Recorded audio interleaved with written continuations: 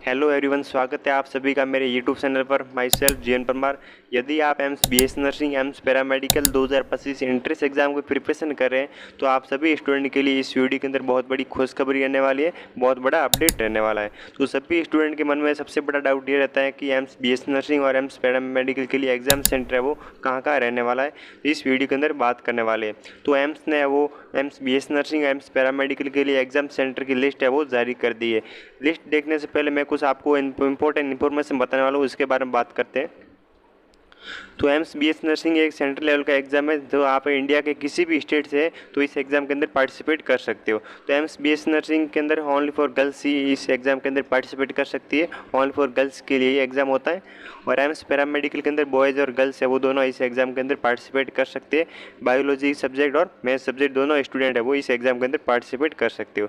लेकिन AIIMS BS nursing के अंदर ओनली फॉर गर्ल्स ही इस एग्जाम के अंदर पार्टिसिपेट कर सकती है। बायोलॉजी स्टूडेंट की, मैथ्स की स्टूडेंट है वो इस बीएस नर्सिंग एग्जाम के अंदर पार्टिसिपेट नहीं कर सकती। तो इसके लिए कुछ इंस्ट्रक्शन दे रखते हैं। एलिजिबिलिटी क्राइटेरिया क्या क्या रहने वाला है। तो सबसे पहले एम्स बीएस नर्सिंग बात करें तो यदि आपने 12th अभी तक पास नहीं की, आपने अभी तक बोर्ड के एग्ज़ाम दिए है तो भी आप इस एग्ज़ाम के अंदर पार्टिसिपेट कर सकते हैं। यदि आपने 12th पास करके रखी है तो भी आप इस एग्ज़ाम के अंदर पार्टिसिपेट कर सकते हैं। सब्जेक्ट होना चाहिए फिजिक्स, केमिस्ट्री, बायोलॉजी। और ओनली फॉर इस एम्स बीएस नर्सिंग अंदर ओनली फॉर गर्ल्स ही इस एग्ज़ाम के अंदर पार्टिसिपेट कर सकती है। इंडिया के किसी भी स्टेट से है गर्ल्स वो इस एग्ज़ाम के अंदर पार्टिसिपेट कर सकती है। और बात करते हैं एम्स पैरामेडिकल। एम्स पैरामेडिकल के सेम 12th अपेयरिंग और 12th पास वाले स्टूडेंट है वो इस एग्ज़ाम के अंदर पार्टिसिपेट कर सकते हैं।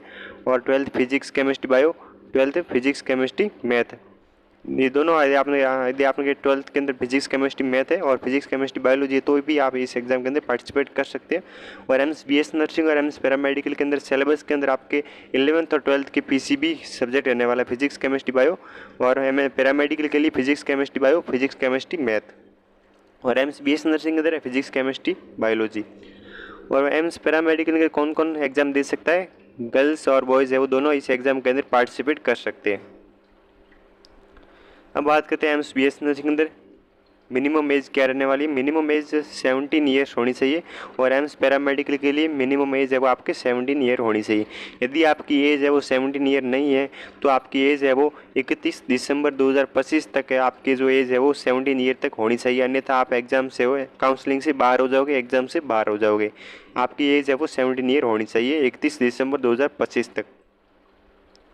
अब बात करते हैं कि नेम ऑफ सिटीजन, जो आपके एग्ज़ाम के सेंटर वो कहाँ रहने वाले।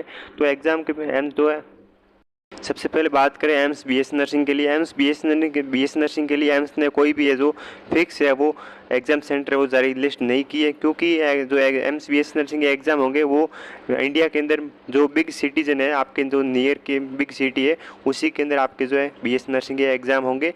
और एम्स पैरामेडिकल की बात करें तो इसके लिए एम्स ने वो अलग से लिस्ट जारी की है। और इसके अंदर जो पोस्ट बेसिक की बात करें तो पोस्ट बेसिक के एग्ज़ाम होंगे वो आपके होंगे दिल्ली के अंदर एग्ज़ाम होंगे। और एम्स बीएस नर्सिंग के अंदर आपके जो एग्ज़ाम सेंटर की लिस्ट है वो जारी नहीं की है। बिग सिटीज़ है इंडिया के अंदर, वहाँ पर आपके जो एम्स बीएस नर्सिंग के एग्ज़ाम है वो कलेक्ट करवाए जाएंगे। और सबसे आज बात करते हैं एम्स पैरामेडिकल के लिए।